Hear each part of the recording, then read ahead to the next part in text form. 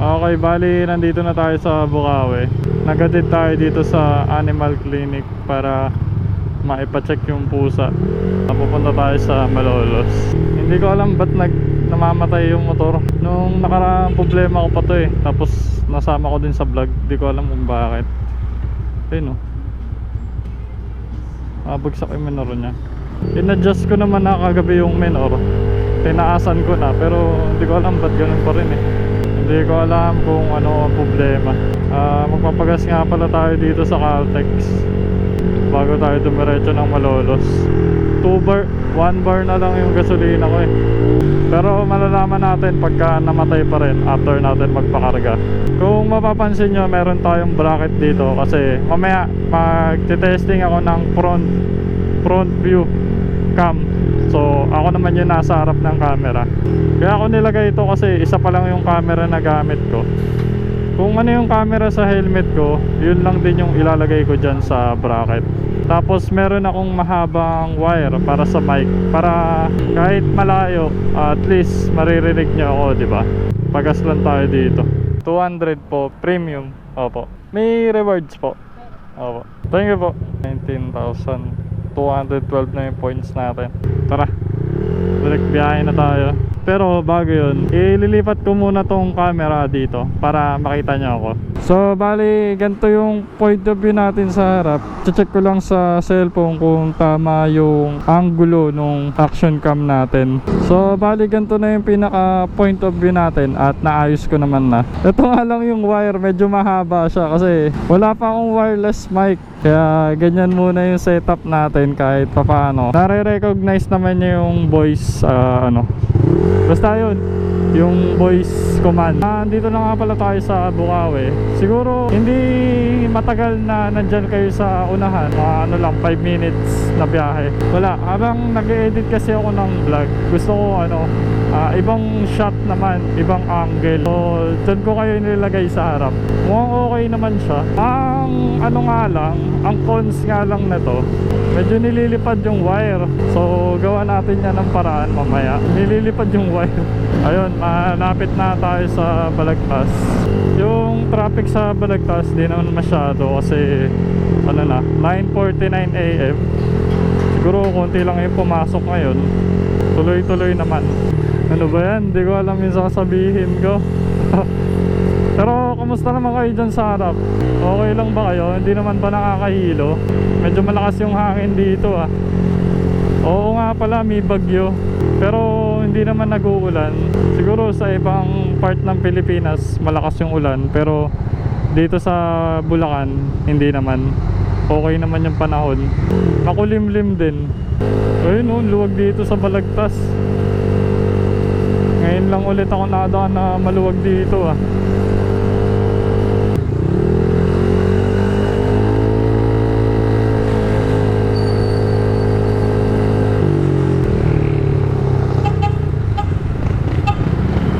Malapit na tayo sa Giginto. Mabilis lang din pala ang biyahe pagka Biyernes. Kasi nga pala nabawasan yung araw ng pasok. Naging 4 days na lang. Diba dati Monday to Friday. Ngayon naging Monday to Thursday na lang.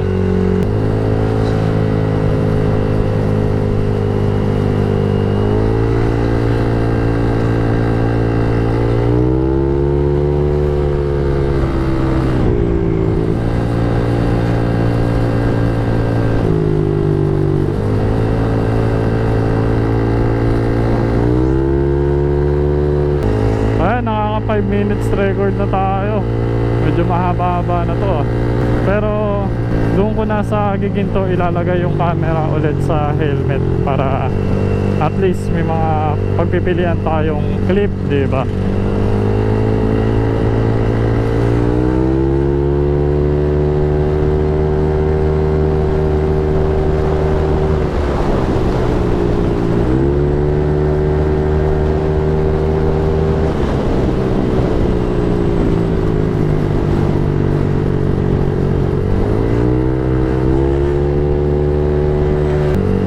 Dito sa Giginto hindi naman masyado matraffic, sakto lang din. Okay na siguro yan. Ililipat ko na yung camera dito sa helmet ko. Gilid lang ako dito. para makapag-change angle naman. Ayan, dito tayo sa may shell. Okay guys, dito na kayo sa helmet ko. Back to the original angle shot na tayo. Sa helmet nakalagay. Comment down below kung may mga masasuggest kayo na angle shot sa mga vlog natin. Nandito na nga pala tayo sa Giginto. Ayun no, sabi ko sa inyo, tuloy-tuloy naman, hindi masyadong matraffic. Bali, nandito na tayo sa Mini Forest, sa tindahan natin. Para sa mga di nakakalam, ilalagay ko na lang yung video ng tindahan natin dito sa video na to.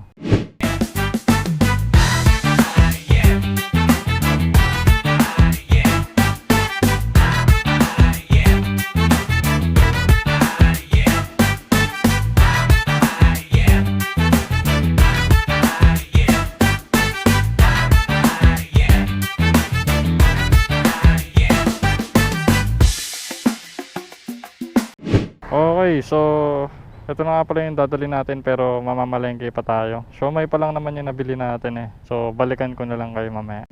Bale, papunta na tayo sa Palengke Bayan. Konti lang naman yung bibili natin. Ang luwag dito ngayon, nakakapanibago. Halos araw-araw akong dumadaan dito pero ngayon talaga maluwag. Sarap bumiyahe pagka ganito. Nandito na tayo sa Malolos Bayan, Palengke kung tawagin. Punta lang tayo sa parking ng mga motor. Bali dito yung parking nila. May bayad nga lang dito 10 pesos. Pero safe naman yung motor mo. So dito tayo mag-park. Kunin lang natin yung pambili natin. Tignan nyo nangyayari sa motor ko. Hindi ko alam kung bakit.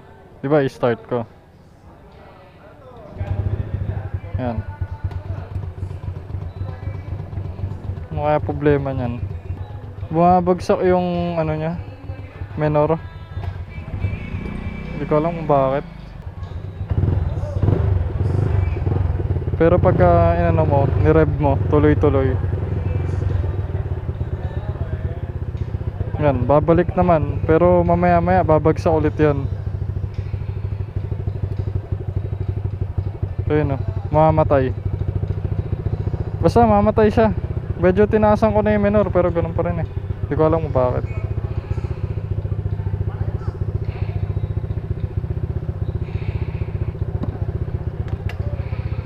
Tara, balik na tayo sa tindahan. Tapos minsan sa stoplight namamatayan din ako. Lalo na pagka sa high RPM. Hindi ko alam kung bakit. Basta may vlog na rin ako nun.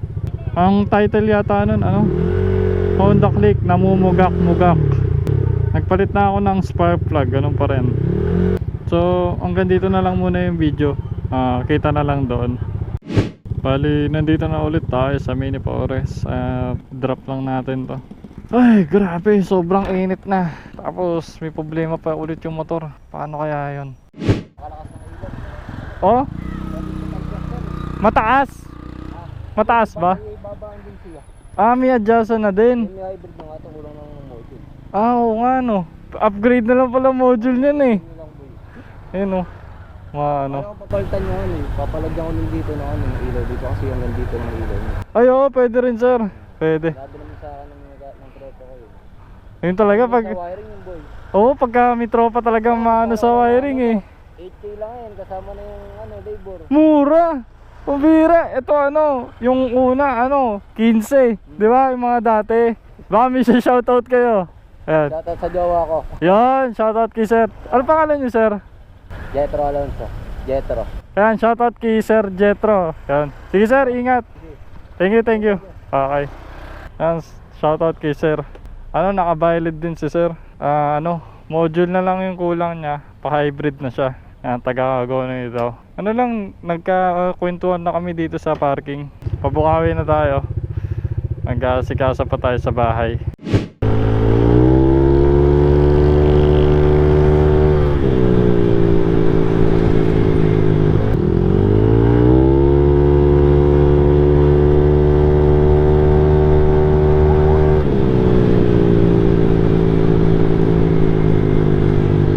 Sana hindi na mamatay sa low RPM para wala akong problema. 16, 15, 14. May lumikang tricycle. Abot. Okay guys, pauwi na tayo. Salamat sa pagsama.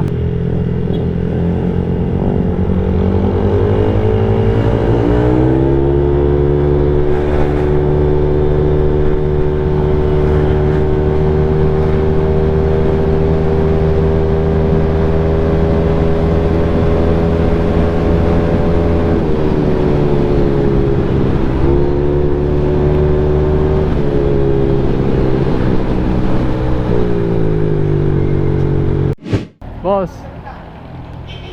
Namumugak. Umuga? Oo. Diba, pagdating ka ng high RPM, pagbalik, mamatay.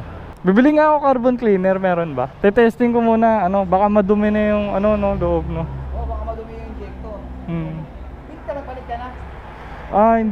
Hindi pa. Try mo muna doon. You will fill it yan, saka yan. Tapos, spark plug na palit ka na.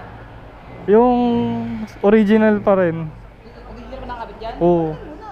Sa kanya lang audio niya, ilan taon na yun? Baka mamaya malayo na yung 3 years na. spark plug, kaya pagka nakarek ka. Oo. Oo. Saka na yung kuryente. Ah. Spark plug. Sige. Sa bagay. Magkano? Kasi pag nilagay mo yung carbon cleaner, madumi naman yung filter, ganun din. Dudumi din, no? Filter bago ka mag-carbon. Spark plug, palitan mo na rin. Tatanong ko lang dito, spark plug kung magkano. O sige. Okay, so bumili tayo ng bagong spark plug. Ito, genuine. Try natin to pagka namugak-mugak pa din. Hindi ko na alam. Ang bihira na yan.